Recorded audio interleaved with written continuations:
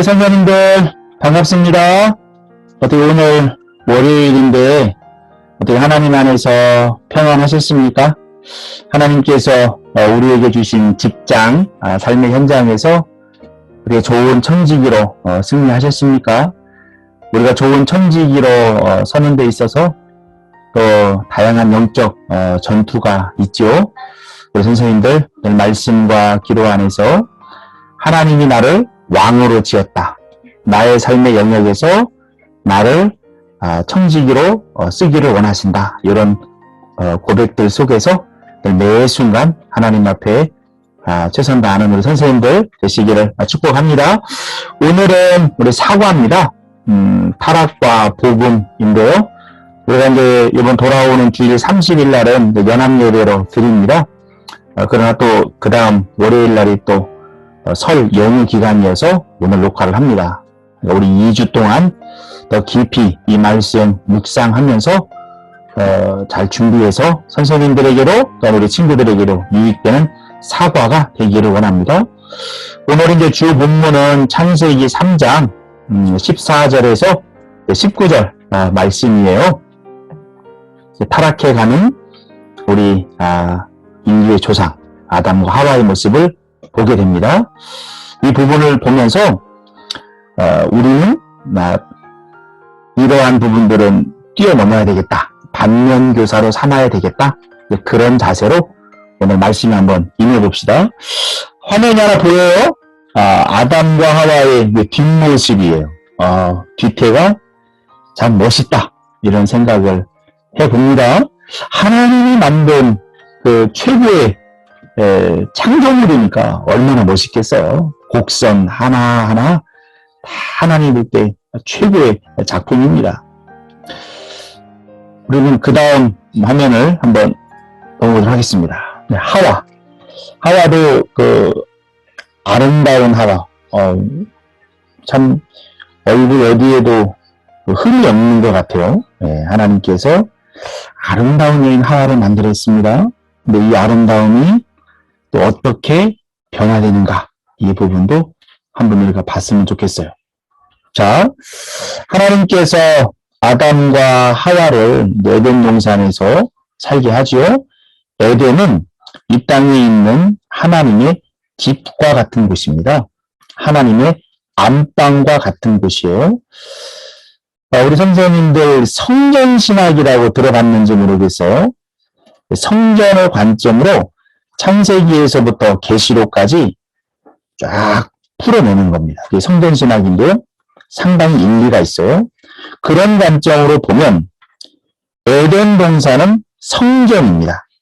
에덴 동산의 이제 바깥들이 될 수도 있겠죠. 그 중에서 선악을 알게 하는 나무가 있는 곳, 생명나무가 있는 곳, 그곳은 지성소라고 표현되어져요. 가장 성스러운 곳이 바로 그곳이죠. 그러니까 아담과 하와가 죄를 범한 것이 얼마나 심각한가. 성전의 관점에서 봤을 때 지성소에서 하나님을 향해서 반역을 한 결과가 되는 거예요. 그럼 성전신학의 관점으로 보면 아담과 하와의 타락이 얼마나 치명적인지 알 수 있겠죠? 뱀이 등장을 합니다. 이 살아남아 여인의 손 같아요. 여인의 손에 뱀이 체인신 감겨져 있어요. 그리고 사과나무를 이렇게 쫙 둘러져 있는데, 선악을 알게 하는 나무가 사과나무는 아주 많습니다. 그리고 뱀도 아마 그 당시에는 사람처럼 걸어 다니지 않았을까, 이렇게 보기를 하거든요. 어찌하든지 뱀과 사람은 아주 친근한 관계였었다라고 하는 건 분명한 것 같아요. 어느 날 뱀이 옵니다. 이 뱀은 사단이 그 뒤에서 작동을 하는 거죠. 하나님이 참으로 너희에게 모든 나무의 열매를 먹지 말라 하시더냐? 질문 하나 딱 던져요. 간교한 뱀의 유혹이라고 써놨습니다. 간교하다. 한편에는 지혜롭다라는 의미가 담겨져 있어요. 어떻게 하면 이 여인을 넘어뜨릴 수 있을까에 대한 방법을 알고 있었다라는 거죠. 그래서 모든 나무라는 말을 표현했습니다. 하나님은 다 먹을 수 있다고 그랬어요. 다만 선악을 알게 하는 나무, 이것은 창조자와 피조물의 기준선이란 말입니다. 여기는 넘지 말자. 그것만 먹지 말라고 그랬지 나머지가 다 먹으라고 했거든요. 근데 말을 살짝 바꾸잖아요. 모든 나무의 열매를 먹지 말라 하시다가 이 부분을 통해서 하와의 생각을 흔들기 시작하는 겁니다. 그리고 위에 이때부터 인식론의 붕괴가 시작되었다라고 써놨어요. 이제 인식론, 이제 철학에서 매우 중요한 주제거든요. 자, 그 전까지는 하나님께서 행했던 명령에 대해서 순종이었어요. 전혀 그것에 대해서 포를 달지 않았거든요. 그런데 이 간교한 뱀이 모든이라는 말을 딱 들고 들어오니까 모든? 모든? 그건 아닌데 라고 하면서 이제 다른 생각을 하기 시작을 하는 거예요. 하와가 이야기합니다. 먹을 수 있다. 동산 중앙에 있는 나무의 열매는 그러나 먹으면 안 된다. 근데 추가되는 말이 있어요. 먹지도 말라. 먹지 말라고 분명히 했죠? 만지지도 말라. 라는 말을 추가해요. 그리고 죽을까 하노라 말을 살짝 바꿔요. 죽는다고 그랬지 죽을까 하노라 가능성을 하나님은 이야기하지 않았거든요. 이 부분을 통해서 그럼 아담과 하와가 이 뱀의 간교한 유혹을 들은 다음부터 인식론이 서서히 무너지기 시작하면서 하나님에 대한 불만이 싹트지 않았을까? 이런 말들을 통해서 한번 생각을 해볼 수 있는 거예요. 뱀이 이렇게 걸어오기 전에는 하나님에게 순종하는 것은 자연스러운 일이었어요. 전혀 부담되지 않았거든요. 하나님은 참 좋으신 하나님, 왕이신 하나님, 그 하나님에 의해서 다스림받는 존재. 그런데 이때부터 무너지기 시작했다라고 하는 것. 그리고 이제 결국은 하와가 그 열매 앞에, 나무 앞에 서게 되죠. 봤더니 보암직도 하다, 먹음직도 하다, 지혜롭게 할 만큼 탐스럽기도 하다. 그런 고백을 해요. 그리고 결국은 먹게 되죠. 사람이 한번 덫에 걸리면 빠져나오기가 어렵습니다. 루터가 그런 말을 했잖아요. 새가 우리 머리 위로 지나가는 건 막을 수는 없다. 그러나 둥지를 틀지는 못하게 해라. 우리에게 여러 유혹들이 다가올 수는 있어요. 아담과 하와가 왕의 존재로 지음을 받았지만 하나님처럼 완벽하지는 않거든요. 완전하진 않거든요. 하나님의 지도를 받아야 되거든요. 그렇기 때문에 하나님 앞에 그 시선이 가 있어야 되는 거예요. 유혹은 걸어올 수도 있는 거죠. 유혹을 밀어내야 된다는 겁니다.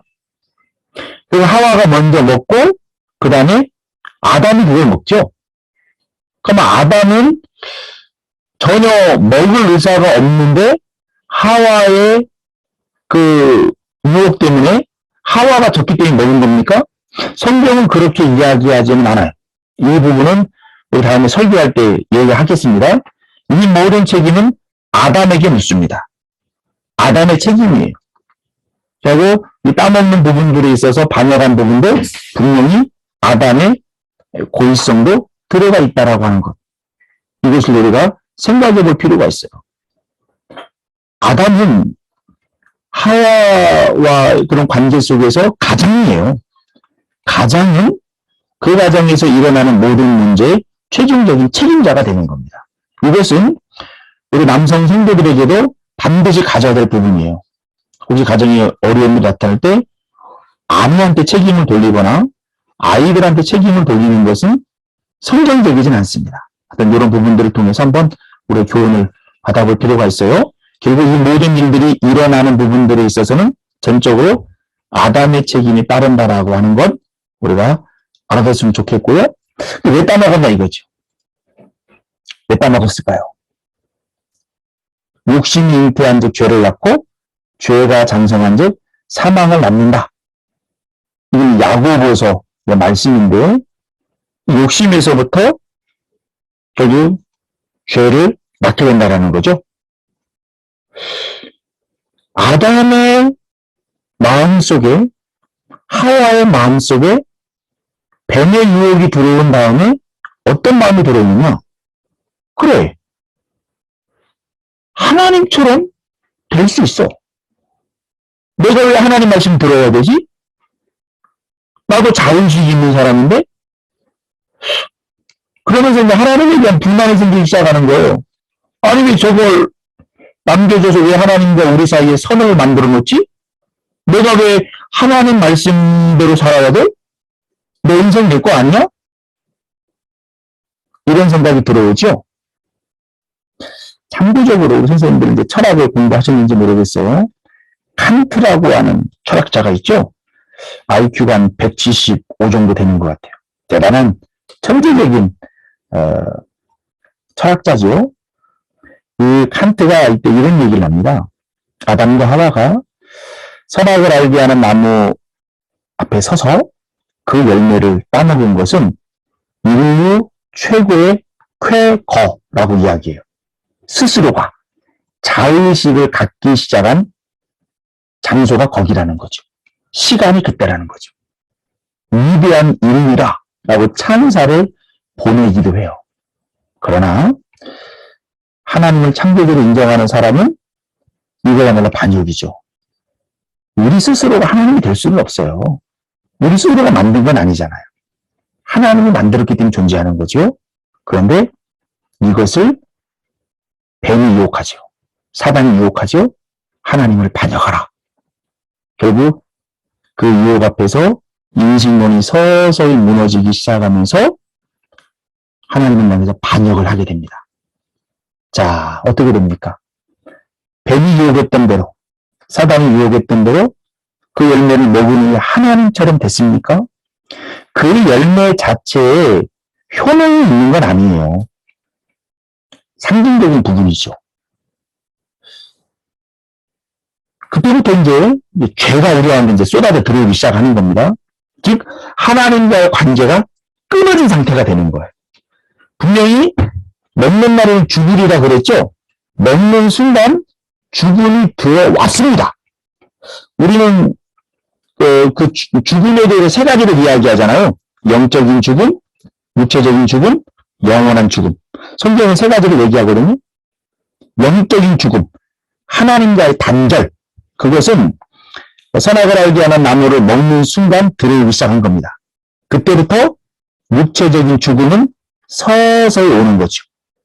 그리고 그 죄 문제가 해결되지 않으면 영원한 죽음으로 가는 거죠. 첫 번째 죽음이 여기서 시작된 겁니다. 그러면서 나타난 결과가 뭐냐면 이 화면에도 그림에도 보면 아담과 하와가 숨었어요. 하나님과 그전에는 굉장히 자연스러웠거든요. 행복한 사랑의 관계였거든요. 숨었어요. 숨고 뭐라고 합니까? 벌거벗었다고 이야기하잖아요. 원래 벌거벗은 게 자연스러운 거였어요. 하나님이 지금 질서였어요, 그게. 벌거벗은 모습을 했을 때 사람의 곡선미가 나타나잖아요. 뒤태가 나타나잖아요. 하나님이 우리의 그 헤어의 곱슬한 부분들, 육체의 여러 선들, 남녀의 여러 부분들, 얼마나 자연스럽고 아름다워요. 최고의 작품이잖아요. 그거를 맨날 온전하게 보면서, 야, 역시 우리 하나님은 최고의 창조자야. 그런 부분들을 할 수 있게끔 만들었거든요. 그런데 이 죄가 들어오니까 그 벌거벗은 그 자연스러움이 부끄러워지기 시작하는 거예요. 이게 죄의 결과입니다. 이것은 이유로 하나님이 세운 모든 창조의 질서, 그 부분이 사람들에 의해서 거부가 당한다는 걸 알려주는 거예요. 그 질서에 반기를 들기 시작을 하는 겁니다. 그리고 아담과 하와는 쫓겨나죠. 어디로 쫓겨납니까? 에덴의 동쪽으로. 성경에서 동쪽은 하나님의 은혜로부터 멀어지는 곳을 의미하거든요. 에덴에서 동쪽으로 간 아담과 하와, 그다음에 가인과 아벨을 낳죠. 가인이 아벨을 죽이잖아요. 가인이 어디로 갔다고 합니까? 롯 땅으로 갔다고 하죠. 롯이라는 것이 방랑자거든요. 동쪽으로 갔다라는 표현을 성경에 의도적으로 써놔요. 그 얘기는 하나님의 은혜로부터 멀어진 방향으로 갔다는 얘기예요. 계속 인류는 동쪽으로 가면 갈수록 하나님과의 은혜는 멀어지는 부분들을 보게 됩니다.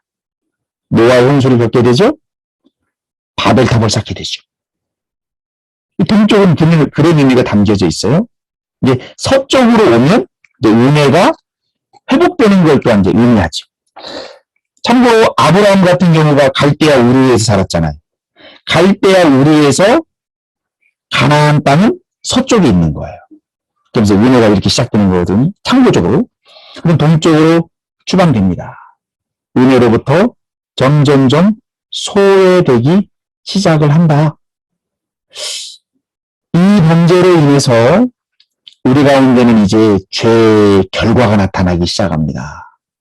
뱀은 이 모든 피조물들 가운데 가장 저주를 받아서 배로 기어다니죠.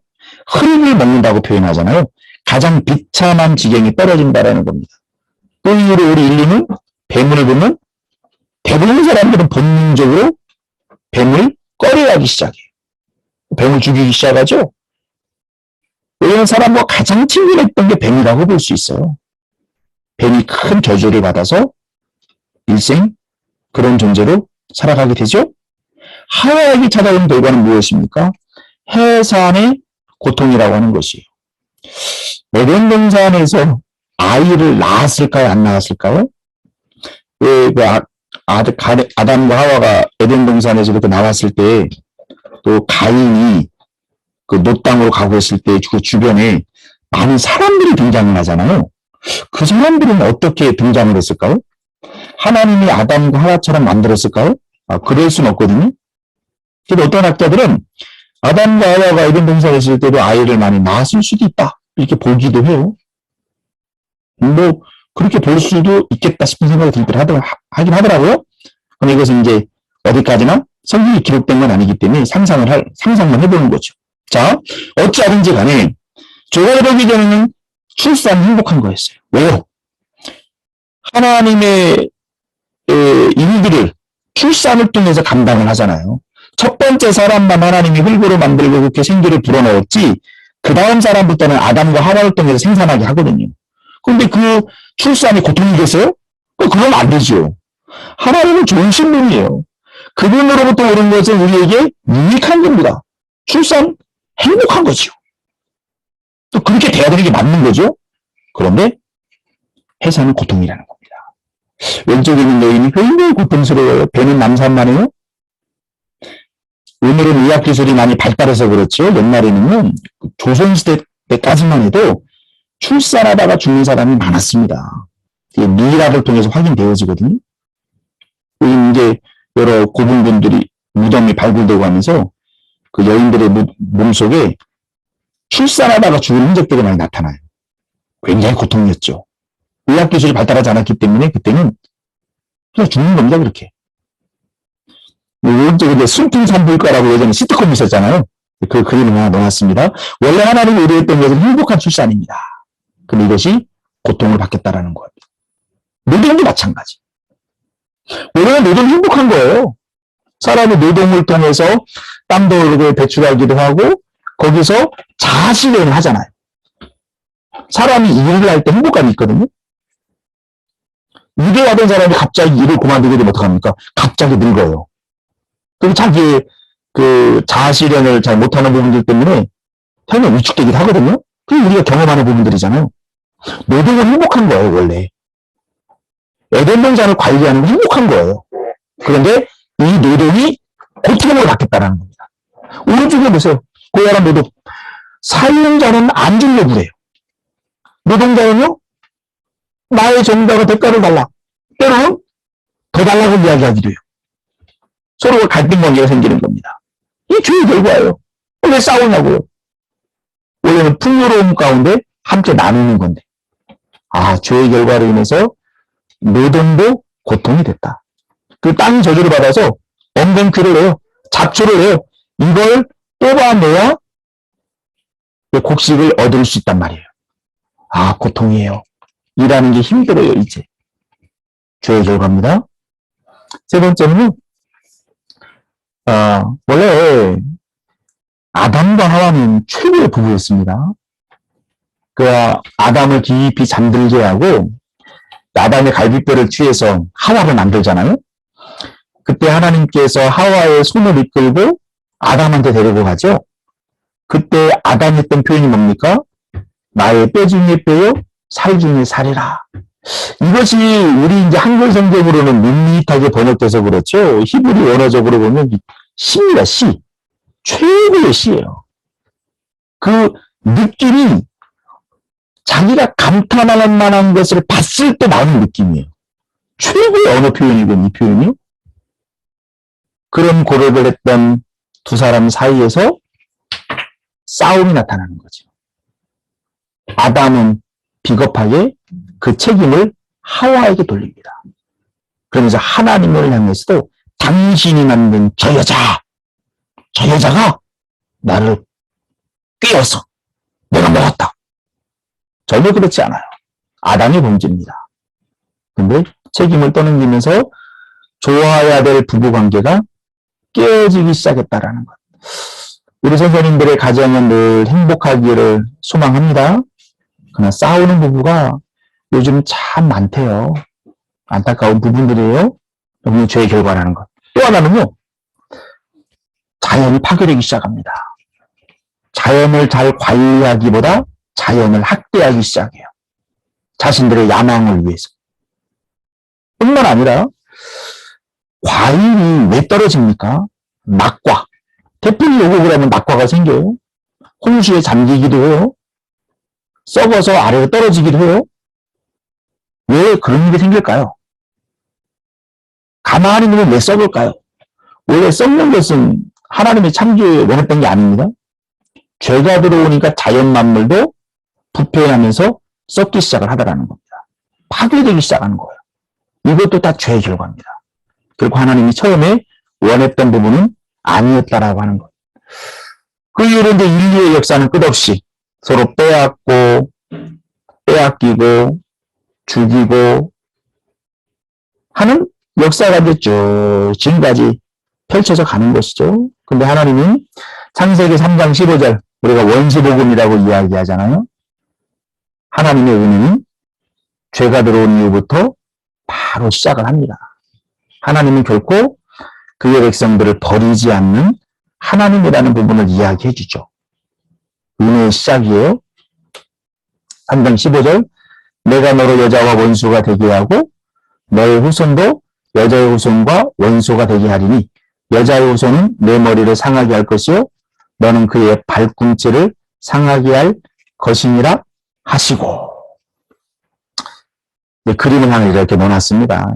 예수님이 뱀의 머리를 이렇게 밟는 부분들. 그리고 이 범은 또 예수님의 발꿈치를 상하게 하잖아요. 근데 십자가의 그 모든 부분들이 또 이 부분들을 표현해 주기도 하는데요. 마무리를 짓습니다. 우리는 하나님처럼 되고자 하는 그 마음에 우리 아담과 하와가 죄를 범했지만 사실상 우리가 그 자리에 있었어도 동일하지 않았을까? 이런 생각을 아니할 수 없어요. 좀 안타까운 부분이긴 한데 우리 아담과 하와의 범죄가 왜 우리의 범죄가 되느냐? 이것 때문에 또 많은 또 이제 신학적 논란들이 있기도 하잖아요. 이것은 또 차후에 다른 부분들을 통해서 한번 우리 살펴보기를 하고요. 여기서 우리가 한번 결단하고 마쳤으면 좋겠습니다. 첫 번째 아담은 실패했다라는 거예요. 우리가 이제 이후로 실패하지 않으려면 우리는 어떻게 해야 됩니까? 하나님과 우리 사이에 정해진 선이 있어요. 우리에게 주신 율례와 법도가 있어요. 선악을 알게 하는 나무가 있어요. 그 부분을 항상 눈으로 보면서 귀로 들으면서 내 머리 위에 하나님이 있다. 하나님이 나의 창조자다. 내가 그분의 말씀에 순종하는 게 필요하다. 그럴 때 내가 온전하게 살 수 있는 것이다.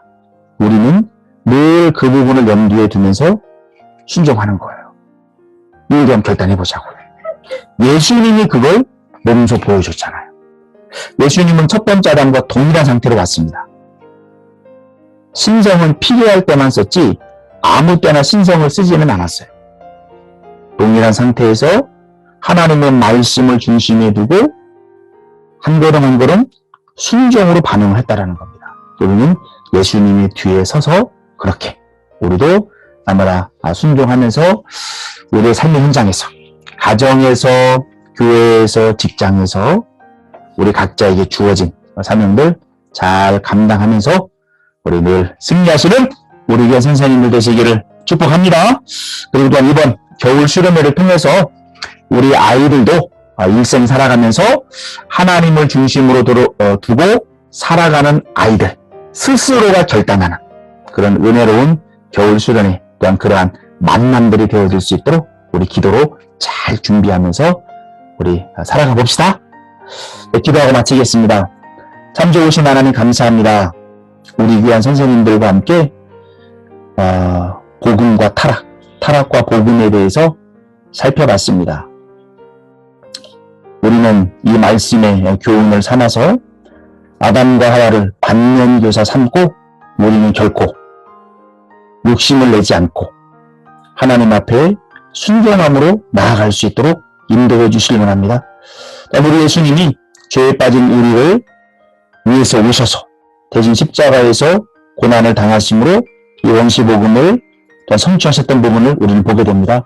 그 예수님 앞에 늘 감사하면서 예수님처럼 승리하는 우리가 될 수 있도록 인도해 주세요. 모든 것 주님께 올려드리며 예수 그리스도의 이름으로 기도합니다. 아멘.